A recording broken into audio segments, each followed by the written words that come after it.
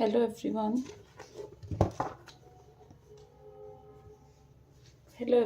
Welcome to Varnika classes. आज की class में हम 11th क्लास का chapter motion in a straight line discuss करेंगे। ये हमारा इस चैप्टर का फर्स्ट लेक्चर होगा, ठीक है। काइनेमेटिक्स क्या होता है बच्चों? काइनेमेटिक्स होता है, काइन मतलब मोशन और मैटिक्स मतलब मैथ्स। मोशन के बारे में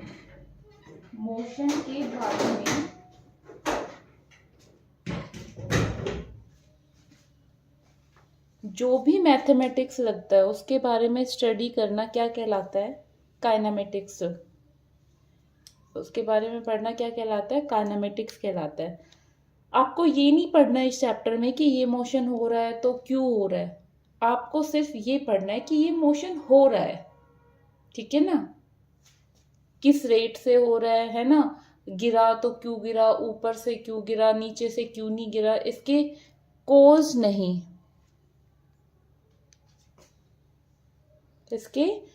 नहीं, पढ़ने आपको इस चैप्टर में, ठीक है। तो क्या हुआ बेटा? मोशन की स्टडी करना। किसके मोशन की स्टडी करना? एक ऑब्जेक्ट के मोशन की स्टडी करना क्या कहलाता है? काइनेमेटिक्स कहलाता है, ठीक है। रेस्ट वर्सेस मोशन में हमें ये पता है कि मोशन किसको कहेंगे। देखो, अगर मान लो ये पेन है, यहाँ पे 1 सेकंड ये रुका हुआ है, 2 सेकंड हो गए, 3 सेकंड ये रुका हुआ है, तो हम क्या कहेंगे? एक तो ये टाइम के रेस्पेक्ट में रुका हुआ है, दूसरा ये इसके साइड में क्या रखा हुआ है? एक नोटबुक भी तो रखी हुई है ना। एक नोटबुक भी रखी हुई है ना, उसके रेस्पेक्ट में भी ये रुका हुआ है। तो रेस्ट क्या हो जाएगा? किसी भी रेस्ट और मोशन को सबसे पहले आप ये देखना कि ऑब्जर्वर कहाँ है और ऑब्जर्वर उस ऑब्जेक्ट को कहाँ से देख रहा है। सबसे मेन जो कॉन्सेप्ट होता है मोशन में और रेस्ट में यही होता है कि एक बॉडी ऐसे नहीं है रेस्ट में तो वो हर फ्रेम ऑफ रेफरेंस से रेस्ट में ही रहेगी, है ना। तो आपको ये देखना है कि ऑब्जर्वर कहाँ से देख रहा है, तब हम एक फाइनलाइज कर पाएंगे कि ये ऑब्जेक्ट मोशन में है या रेस्ट में है। इसका सीधा सा एग्जांपल मैं देती हूँ। मान लो 2 दोस्त कहाँ जा रहे हैं? ट्रेन में बैठकर जा रहे हैं, और उनका जो तीसरा दोस्त है वो कहाँ है? बाहर स्टेशन पे खड़ा है। तो जब ट्रेन चलने लगी और बाहर वाले दोस्त ने बाय बाय किया, सी ऑफ किया, तो अब 2 कंडीशन आ गई। जो बाहर से दोस्त देख रहा है उसके रेस्पेक्ट में जो अंदर दोनों दोस्त बैठे हैं वो किस में है? मोशन में है। लेकिन जो अंदर वाले 2 दोस्त हैं वो एक दूसरे के रेस्पेक्ट में क्या है? रेस्ट में है। तो कंडीशन क्या हुई कि ऑब्जर्वर कौन सा है? अगर बाहर वाला दोस्त ऑब्जर्वर मान रहे हैं तो बॉडी किस में? मोशन में है। लेकिन ट्रेन के अंदर बैठे जो 2 दोस्त है उनमें से एक दोस्त को हम ऑब्जर्वर मान रहे हैं, तो बॉडी किस में आ गई? रेस्ट में आ गई। तो सबसे पहले कंडीशन क्या होती है कि मोशन तब कहलाएगा अगर वो टाइम के रेस्पेक्ट में और ऑब्जर्वर के रेस्पेक्ट में क्या कर रही है वो बॉडी, अगर मूव कर रही है तो क्या कहलाएंगे हम? बॉडी किस में है? मोशन में है। और टाइम और ऑब्जर्वर के रेस्पेक्ट में अगर बॉडी मूव ही नहीं कर रही है, बॉडी क्या नहीं कर रही है बेटा? मूव नहीं कर रही है, तो किस में कहलाएगा वो? मोशन में कहलाएगा। किस में कहलाएगा वो? मोशन में कहलाएगा, ठीक है। क्लियर है यहाँ तक? मोशन और रेस्ट आपस में क्या होते हैं बेटा? ये रिलेटिव टर्म होते हैं। ये क्या होते हैं? Relative term. रिलेटिव टर्म का मतलब अभी अभी समझाया मैंने कि एक दूसरे के रेस्पेक्ट में देखना पड़ेगा। ट्रेन वाले एग्जाम्पल से आप ये चीज क्लियर कर सकते हो, ठीक है। उसके बाद कहते हैं कि जो रेस्ट होता है ना वो भी फर्दर 2 टाइप का होता है। जो रेस्ट होता है वो भी फर्दर 2 टाइप का होता है।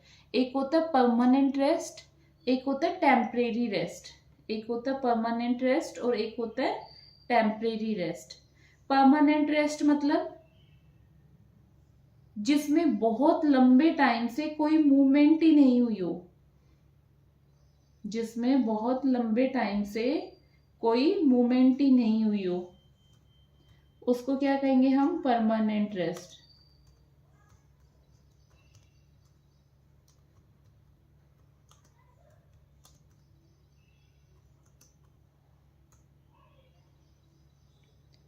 जैसे अगर किसी की जैसे हम लिखते हैं ना कि भाई RIP, कोई कब्र खोद दी हमने, है ना, वो बहुत लंबे टाइम पर वो कब्र क्या रहती है, एज इट इज रहती है, तो वो क्या है, परमानेंट रेस्ट है। और टेम्परेरी रेस्ट क्या होता है, फ्यू मोमेंट्स के लिए होता है, फ्यू मोमेंट्स के लिए होता है। तो रेस्ट कितने टाइप के हो गए, 2 टाइप के हो गए, ठीक है ना।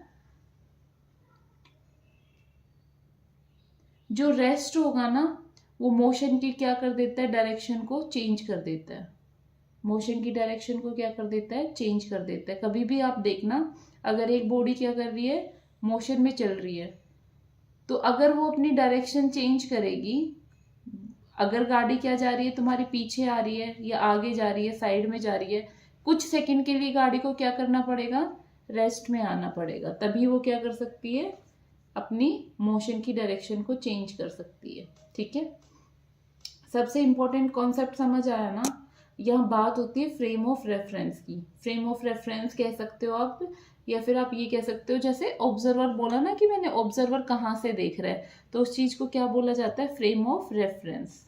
99% जो ग्राउंड होता है उसको क्या कंसीडर किया जाता है, फ्रेम ऑफ रेफरेंस कंसीडर किया जाता है, फ्रेम ऑफ रेफरेंस कंसीडर किया जाता है। जैसे रेस्ट 2 टाइप के होते हैं ना बेटा, वैसे ही मोशन भी कितने टाइप के होते हैं, 3 टाइप के होते हैं। Motion in 1 dimension, motion in 2 dimension and motion in 3 dimension. When motion of an object completely lie in a straight line, then the motion is known as 1 dimension motion, ठीक है। और इसको स्टडी करने के लिए सिर्फ और सिर्फ एक एक्सिस की जरूरत होती है, सिर्फ और सिर्फ एक एक्सिस की जरूरत होती है, क्लियर है ना। मोशन इन 2 डायमेंशन क्या होगा, अगर ऑब्जेक्ट के मोशन जो होता है, ऑब्जेक्ट का जो मोशन हो रहा है कंप्लीटली किस में लाई कर रहा है, एक प्लेन में लाई कर रहा है, या तो वो XY प्लेन में लाई करे, या वो YZ में करे, या वो XZ में करे, किसी भी 2 प्लेन में उसको लाई करना पड़ेगा, वो भी कंप्लीटली। तो उस मोशन को क्या कहा जाएगा, क्या कहा जाएगा, उस मोशन को 2 डायमेंशनल मोशन कहा जाएगा। और इसके लिए हमें कितने एक्सिस की जरूरत होती है, 2 एक्सिस की जरूरत होती है, ठीक है। Motion in 3 dimension, motion in 3 dimension, object का मोशन ना तो स्ट्रेट लाइन पे डिपेंड करता है, लाई करता है, ना ही प्लेन में लाई करता है, बल्कि कितने उसमें लाई करेगा, 3 डायमेंशन में लाई करेगा, ठीक है ना। तो आप ये कहोगे, इसमें 3 डायमेंशन ना बोल के सिर्फ आपको ये बोलना है, when motion of an object does not lie in a straight line, when motion of an object does not lie in a straight line or in plane, then the motion is known as 3 dimension। और इसके लिए हमें कितने axis की जरूरत होती है बेटा, 3 एक्सिस की जरूरत होती है, क्लियर हुआ ना। सबसे पहले हमने क्या किया, हमने अपना एक नया चैप्टर स्टार्ट किया है, motion in a straight line, ठीक है। ये किसकी ब्रांच है, काइनामेटिक्स ब्रांच है, जिसमें हम ये चीज डिस्कस करते हैं। काइनामेटिक्स क्या होता है, काइन मतलब क्या होता है बेटा, काइन मतलब होता है मोशन, और मैटिक्स मतलब क्या होता है, मैथ्स होता है। मोशन के बारे में स्टडी करना, किसके मोशन के बारे में स्टडी करना, किसी एक ऑब्जेक्ट के मोशन के बारे में स्टडी करना क्या कहलाता है, काइनामेटिक्स कहलाता है। बाद में हमने रेस्ट और मोशन की डेफिनेशन देखी कि अगर टाइम और ऑब्जर्वर के रेस्पेक्ट में वो मूव कर रहा है कोई भी ऑब्जेक्ट, अगर टाइम और ऑब्जर्वर, ऑब्जर्वर मतलब समझ आया कि देख कहाँ से रहा है और किसको देख रहा है। जैसे स्टेशन पे बाहर जो दोस्त खड़ा है वो हो गया ऑब्जर्वर, उसके रेस्पेक्ट में टाइम तो कॉन्टिन्यूसली रनिंग में रहता ही है ना। तो ऑब्जर्वर एक तो वो हो गया जो प्लेटफॉर्म पे दोस्त खड़ा है, दूसरा ऑब्जर्वर हम ये माने कि जो अंदर उसके साथ बैठ के गए है वो भी ऑब्जर्वर है। लेकिन जो ट्रेन में 2 दोस्त अंदर बैठे हैं वो अगर ऑब्जर्व ऑब्जर्वर मानते हैं तो बॉडी किस में आएगी, रेस्ट में आएगी। लेकिन जो प्लेटफॉर्म पे दोस्त खड़ा है उसकी रेस्पेक्ट में अगर देखिए उसको ऑब्जर्वर माने तो अंदर वाले दोनों दोस्त किस में आएंगे, मोशन में आएंगे। तो मोशन क्या हो गया, मतलब टाइम और ऑब्जर्वर की रेस्पेक्ट में अगर बॉडी मूव कर रही है तो मोशन में है, अगर टाइम और ऑब्जर्वर के रेस्पेक्ट में बॉडी मोशन नहीं कर रही है तो किस में है, वो रेस्ट में है। मोशन और रेस्ट क्या होती है, रिलेटिव टर्म होती है। रिलेटिव टर्म मतलब ऐसे फिक्स नहीं होता कि ये अगर मैं देख रही हूँ मोशन में है तो दूसरा ऑब्जर्वर भी देखेगा तो भी वो मोशन में आए, ऐसा कुछ पॉसिबल और कुछ फिक्स नहीं है। ठीक है। रेस्ट कितने टाइप के होते हैं बेटा, 2 टाइप के होते हैं। एक होता है परमानेंट रेस्ट जिसमें कोई मूवमेंट ही नहीं हो, कितने टाइम को लेके, एक लॉन्ग टाइम पीरियड को लेके। और टेम्परेरी रेस्ट क्या होता है, rest only for a movement, बिल्कुल हल्का सा एक ठहराव आता है, उसको कहते हैं टेम्परेरी रेस्ट। ठीक है। ये सब कहाँ से देखा जाता है बेटा, एक स्टैंडर्ड टर्म होती है frame of reference. 99% of ground will be treated as frame of reference. Ground को 99% केसेस में क्या माना जाता है, फ्रेम ऑफ रेफरेंस माना जाता है। अब मोशन के कुछ पैरामीटर्स होते हैं, मोशन के कुछ पैरामीटर्स होते हैं, हम वो डिस्कस करते हैं। सबसे पहले आता है पोजीशन। इसमें मैंने बता दिया ना, मोशन भी कितने टाइप के होते हैं बेटा, 3 टाइप के होते हैं। Motion in 1D, motion in 2D and motion in 3D। Motion in 1D में क्या होगा बेटा, जब ऑब्जेक्ट के मोशन सिर्फ और सिर्फ किस में लाई कर रहा है, completely lie in a straight line, तो उसको बोला जाएगा मोशन इन 1D। उसमें सिर्फ एक ही एक्सिस की जरूरत पड़ती है। जब मोशन, ऑब्जेक्ट का मोशन कंप्लीटली लाई करे इन ए प्लेन तो वो क्या कहलाएगा बेटा, मोशन इन 2D कहलाएगा। ठीक है, क्लियर है।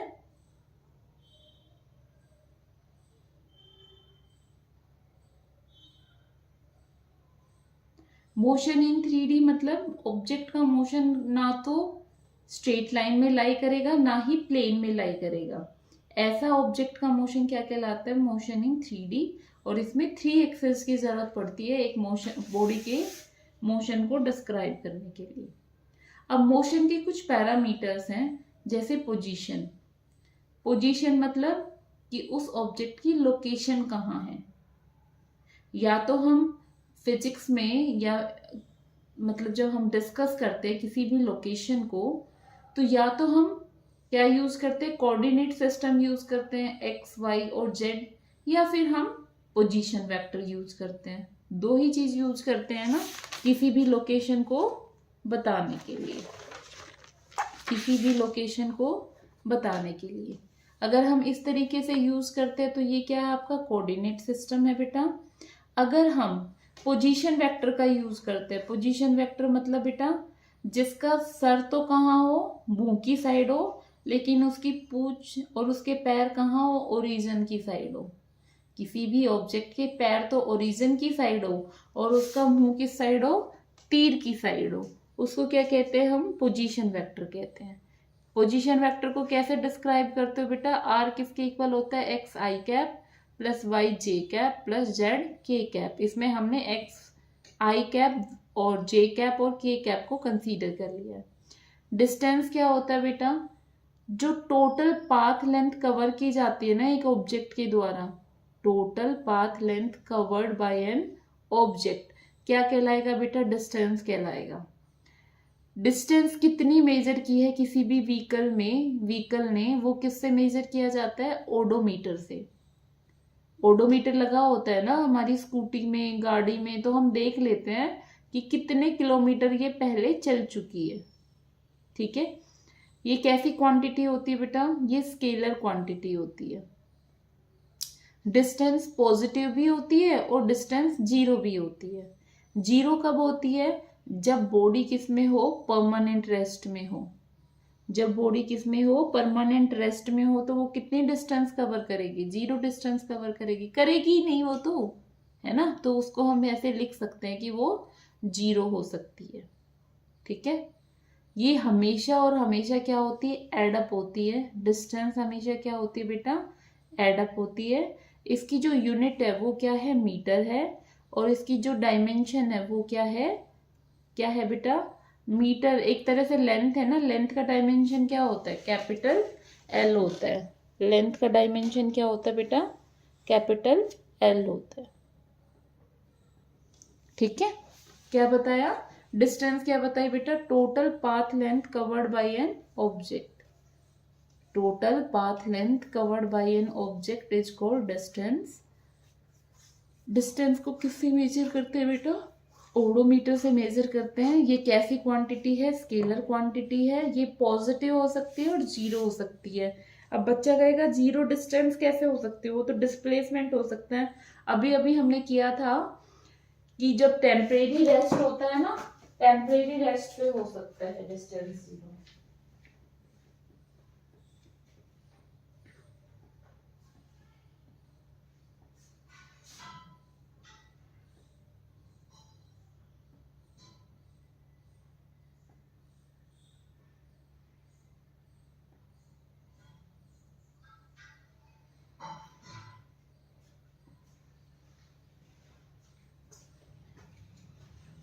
क्लियर है इतना। आगे क्या है आपका, डिस्प्लेसमेंट। तो अगर डिस्टेंस को हम क्या दे दें, डायरेक्शन दे दें, डिस्टेंस को क्या दे दें हम, डायरेक्शन दे दें, तो वो क्या कहलाता है, डिस्प्लेसमेंट कहलाता है।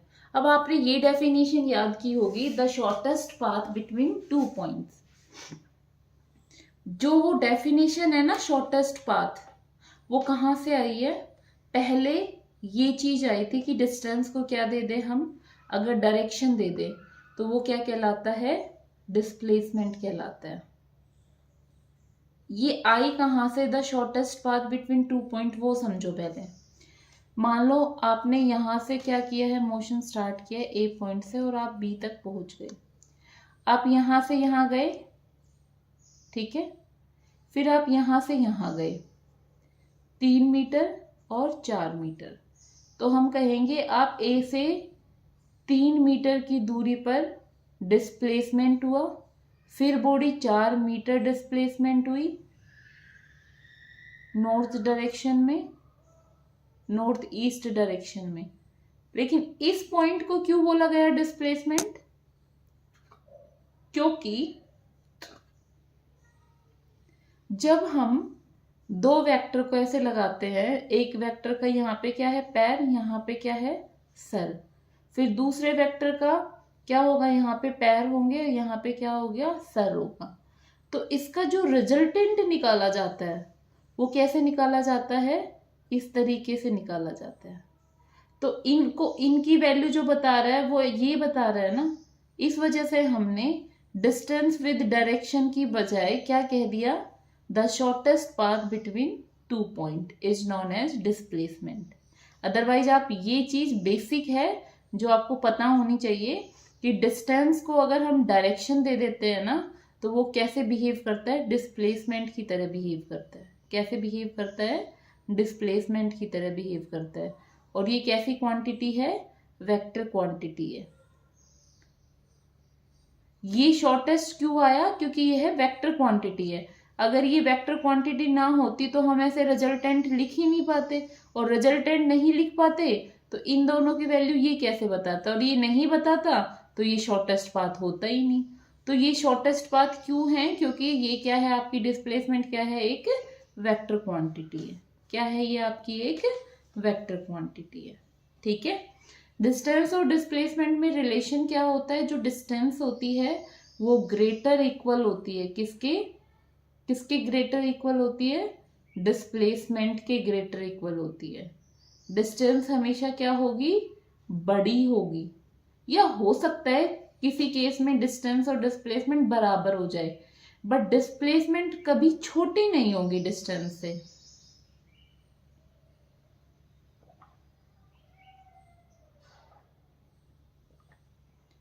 डिस्टेंस और डिस्प्लेसमेंट कब इक्वल हो सकते हैं, जब स्ट्रेट लाइन पाथ कवर कर रहे हो आप।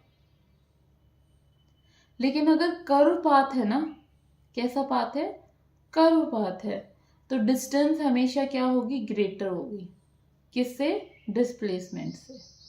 ठीक है ना, कंडीशन पूछ भी ले कि tell me when distance and displacement are equal and when distance is much greater than displacement. तो आप क्या बताओगे, जब कर्व पाथ होगा तब तो डिस्टेंस क्या होगी, बड़ी होगी डिस्प्लेसमेंट से, लेकिन जब दोनों क्या होंगे तुम्हारे इक्वल कब होंगे, जब हम कैसा पाथ फॉलो कर रहे हैं, स्ट्रेट लाइन पाथ फॉलो कर रहे हैं। क्लियर है यहाँ तक? अब हमारा जो हमने पढ़ा है ना, जो डिस्प्लेसमेंट होता है वो जीरो हो सकता है। Displacement can be zero for a moving object. अब ये दोनों क्वेश्चन हम सोल्व करते हैं, फिर आज का लेक्चर हमारा खत्म होगा। ठीक है, आज का लेक्चर हमारा इतना ही होगा। क्या कहता है, a farmer travel across rectangular field having dimension 40 meter and 30 meter. If he travel point A to point B on field boundary,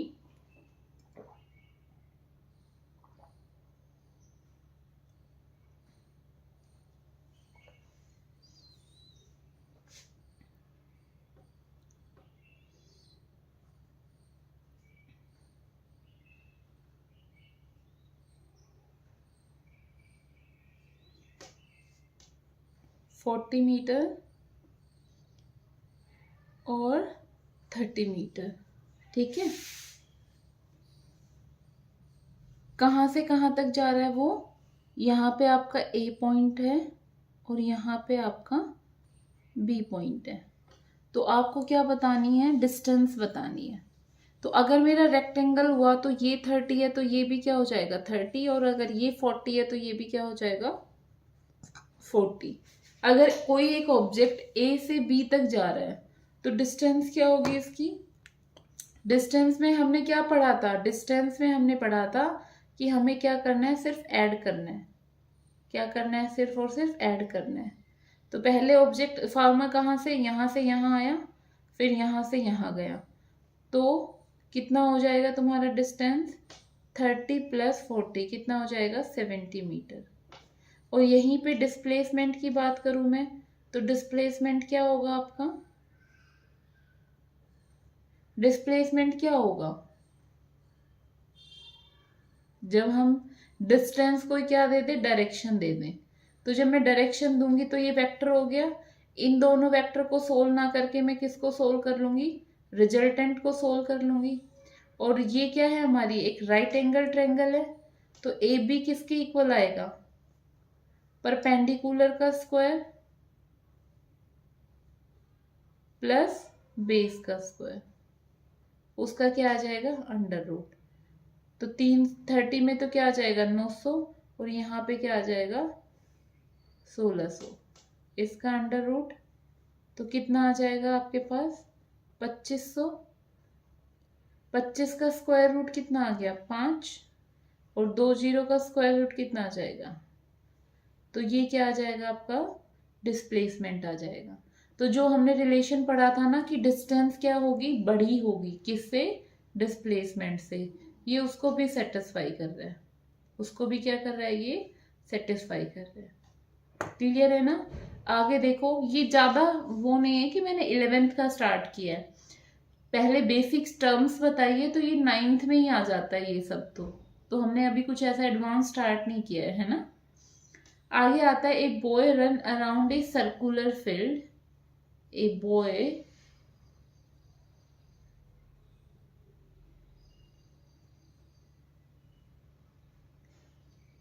ठीक है, सर्कुलर फील्ड है जिसकी रेडियस कितनी है 84 मीटर, रेडियस कितनी है 84 मीटर। ठीक है, आपको क्या बताना है, डिस्टेंस और displacement of a boy after 2.5 round. मान लो ऑब्जेक्ट यहाँ पे है, ठीक है, उसने क्या किया, यहाँ से एक राउंड कंप्लीट कर लिया, 2 राउंड कंप्लीट कर लिए, और ये तीसरा मतलब 2.5 हाफ राउंड पूरा करेगा तो वो यहाँ तक आ जाएगा, है ना। तो जब एक राउंड कंप्लीट करेगा तो एक राउंड किसके इक्वल होगा, 2πr। ये पूरा क्या है, अच्छा रेडियस गिवन है, रेडियस गिवन है ये 84, ठीक है। तो r की वैल्यू कितनी गिवन है, 84 गिवन है। तो एक राउंड का कितनी वैल्यू हो जाएगी, 2πr। 2.5 राउंड की कितनी वैल्यू हो जाएगी, 2.5 को किससे मल्टीप्लाई कर दोगे, 2πr से मल्टीप्लाई कर दोगे।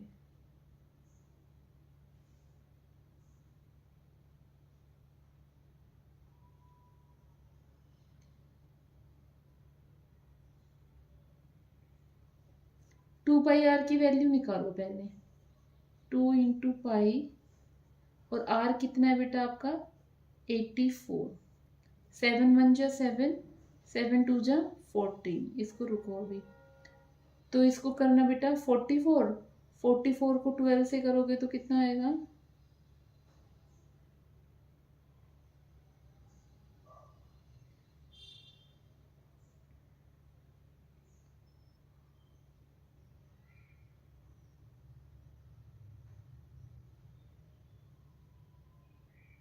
538। ये तो आया 2πr की वैल्यू, है ना। अब 2.5 से इसको क्या कर दो बेटा, मल्टीप्लाई कर दो, तो वो आपकी क्या आ जाएगी, डिस्टेंस आ जाएगी। और डिस्प्लेसमेंट कैसे निकालोगे, पहले इनिशियल पोजीशन यहाँ से थी बेटा, जब उसने 2.5 राउंड लगा लिए तो फाइनल में ऑब्जेक्ट कहाँ पहुंचा, यहाँ पहुंचा। अब इनिशियल और फाइनल के बीच में शॉर्टेस्ट पाथ तो यही है, और शॉर्टेस्ट पाथ क्या हो गया आपका, डिस्प्लेसमेंट हो गया। अब ये शॉर्टेस्ट पाथ क्या बता रहा है, एक सर्कल का डायामीटर बता रहा है, जो कि किसके इक्वल होता है, 2r के इक्वल होता है। r की वैल्यू कितनी है बेटा, 84। तो ये आप कर दो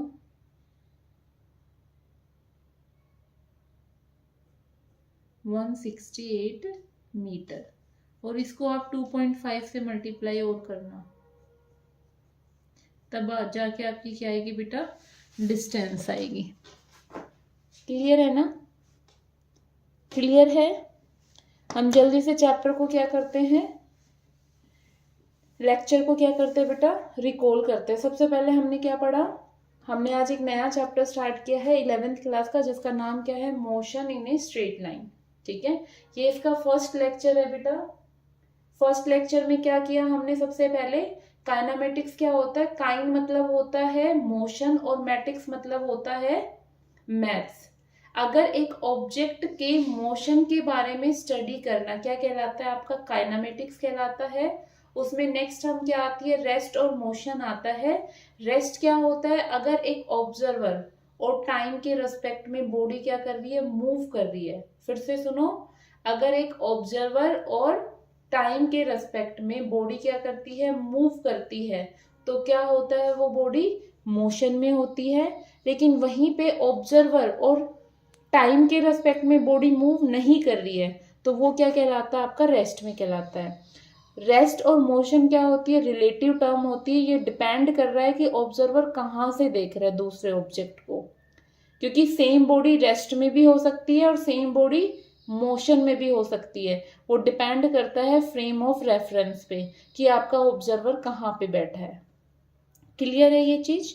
आगे हमने पढ़ा कि जो रेस्ट होता है वो भी दो टाइप का होता है, टेम्परेरी रेस्ट और परमानेंट रेस्ट। जिसमें बहुत लंबे टाइम से मूवमेंट नहीं हो रखी वो कहलाता है परमानेंट रेस्ट। जिसमें कुछ सेकंड के लिए क्या होता है, मूवमेंट होती है या रुक जाता है, उसको कहते हैं टेम्परेरी रेस्ट। मोशन कितने टाइप के होते हैं बेटा, 3 टाइप के होते हैं, motion in 1D, motion in 2D और मोशन इन 3D। उसके बाद हमने क्या पढ़ा, जो पैरामीटर्स होते हैं, फ्रेम ऑफ रेफरेंस आप ग्राउंड को मानोगे 99% केसेज में। उसके बाद हमने ये पढ़ा था कि जो पैरामीटर्स होते हैं किसके, मोशन के। सबसे पहले हमने लोकेशन को डिस्कस किया। लोकेशन मतलब पोजीशन बताने के लिए हमें लोकेशन पता होना चाहिए, और एक लोकेशन को डिस्क्राइब करने के लिए हमें या तो कोऑर्डिनेट सिस्टम चाहिएगा या फिर पोजीशन वेक्टर चाहिएगा। ठीक है। उसके बाद डिस्टेंस क्या होती है, total path length covered by an object, it is a scalar quantity, is always add up and its unit is metre and dimension is L. Clear है ना। और ये आपकी क्या हो सकती है, हमेशा ही पॉजिटिव रहेगी और जीरो भी हो सकती है। जीरो कब होगी, जब आपका क्या होगा बेटा, परमानेंट रेस्ट होगा। डिस्प्लेसमेंट क्या होगा, जब डिस्टेंस को क्या दे दें हम, डायरेक्शन दे दें। डिस्टेंस को क्या दे दें हम, डायरेक्शन दे दें, तो वो क्या कहलाता है, आपका डिस्प्लेसमेंट कहलाता है। और इसमें एक चीज आपको ध्यान रखनी है कि क्योंकि ये वेक्टर क्वांटिटी है, इस वजह से इसको ये बोला गया है the shortest path between the 2 point. Clear है। उसके बाद हमने क्या किया बेटा, डिस्प्लेसमेंट तक आपका जीरो हो सकता है, ये वेक्टर क्वांटिटी है, आपको ये याद रखना है। फिर बाकी हमने ये दो न्यूमेरिकल डिस्कस किया है। आज की क्लास इतनी होगी। Thank you so much.